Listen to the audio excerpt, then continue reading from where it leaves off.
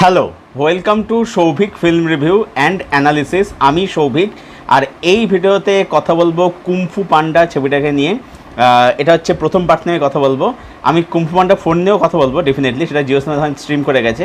তো আমার মনে হলো যে 4 নম্বর পার্টটা দেখার আগে একবার বাকি 3টে পার্ট একটু রিভিজিট করে নেওয়া যাক।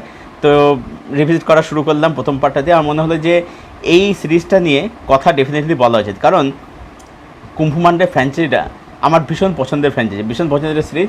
আমার সিরিজটা খুবই ভালো লাগে। প্রত্যেক সিনেমা খুব সুন্দর গল্প, খুব সুন্দর ক্যারেক্টার কিছু দেখা যায় আর কি। তাহলে এটা নিয়ে কথা বলা, তোমাদের সাথে আমার থটগুলো শেয়ার করা যাক আর কি।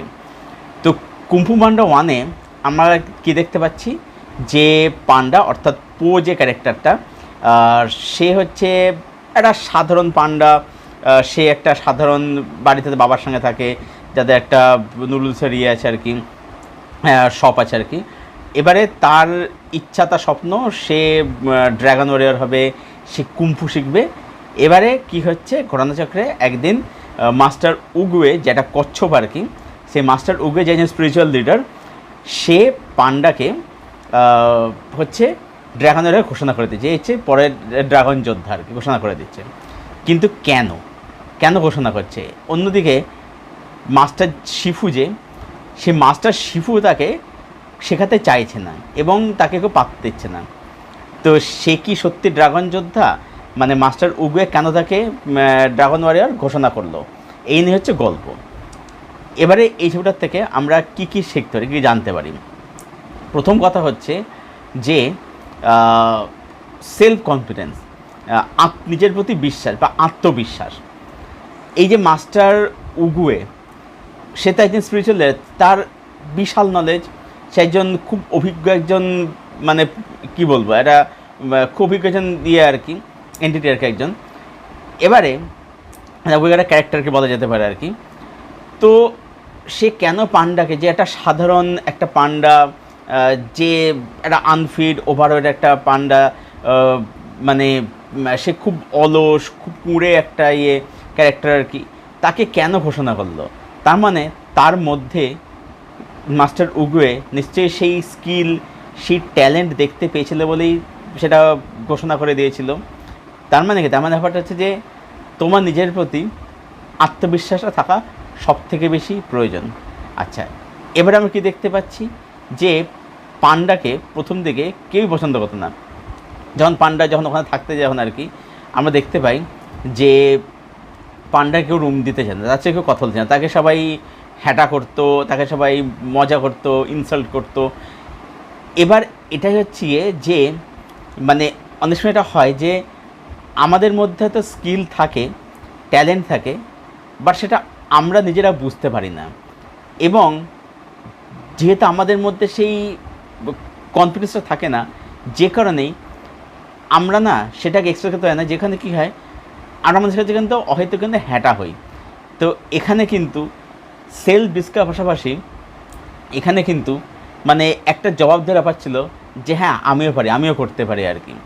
এবং এই যে পান্ডার যে জার্নিটা আমরা দেখতে পাই, সেই জার্নিটা কিন্তু মানে খুব অর্গানিকভাবে, খুব সুন্দরভাবে হয় আর কি।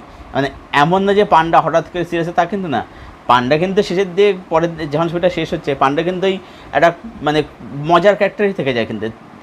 তার কারণ হচ্ছে যে শিফু যখন শেখানো শুরু করে, শিফু একটা জায়গাতে বলে যে সবথেকে বড়ই হচ্ছে হিউম্যানিটি। আচ্ছা, এবারে একটা জায়গা দেখবে যখন শিফু বলে যে, যখন দেখবে স্ক্রলটা দেয় আর কি, বলে যে এর মধ্যে হচ্ছে মানে কুমফুর শেখার সবথেকে টেকনিকটা এর মধ্যে আছে, এটা শিখলে তুমি সব শিখে যেতে পারবে। কিন্তু দেখা যায় তার মধ্যে কিছুই লেখা নেই। লোকে মানে ভাববে কি যে এর মধ্যে হয়তো অনেক সিক্রেট লেখা, কিছু ফর্মুলা, তা কিন্তু না, ফর্মুলা নেয় ওখানে। লাস্টে যে পান্ডা নিজের ছায়া দেখতে পাচ্ছে। তার মানে কি? তার মানে হচ্ছে যে মানে ফর্মুলা হচ্ছে আসলে তুমি নিজেই, তোমার নিজের প্রতি যে আত্মবিশ্বাস, সেটাই হচ্ছে আসল ফর্মুলা। মানে ব্যাপার হচ্ছে যে তোমার মধ্যে যদি কোনো আত্মবিশ্বাস না থাকে, তাহলে কোনো ফর্মুলায় কাজে আসবে না। ফর্মুলা হচ্ছে আসলে তুমি নিজেই।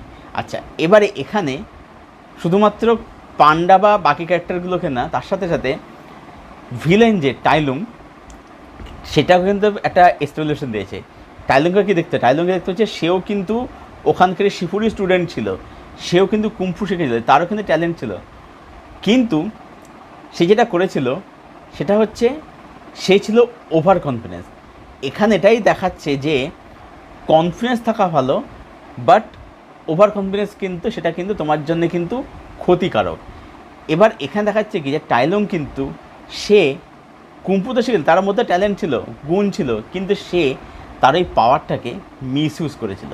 তো এখানে এটাই শেখার যে কখনো ওভার কনফিডেন্স হয় না এবং কখনো মানে পাওয়ারটার মিসইউজ করে না।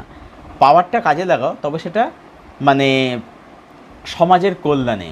কেউ বিপদে পড়লে তাকে বিপদ থেকে উদ্ধার করতে সে পাওয়ারটাকে ইউজ করো। তো এখানে কিন্তু এটাও কিন্তু দেখায় কিন্তু।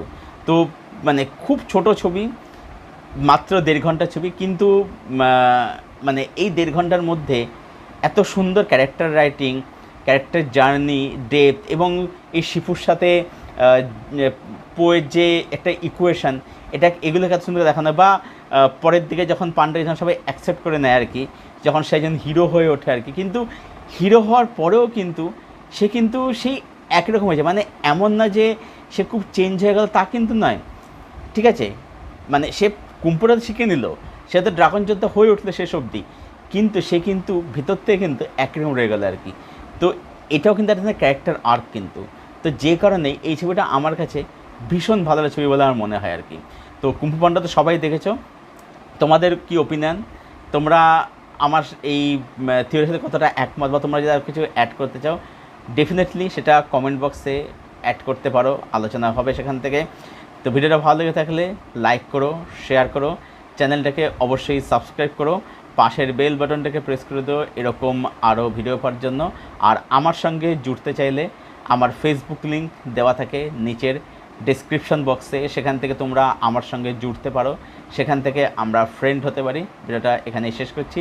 Thank you for watching, thank you for your support. দেখা হচ্ছে আবার তোমাদের সাথে পরের কোনো ভিডিওতে। Till then, tata.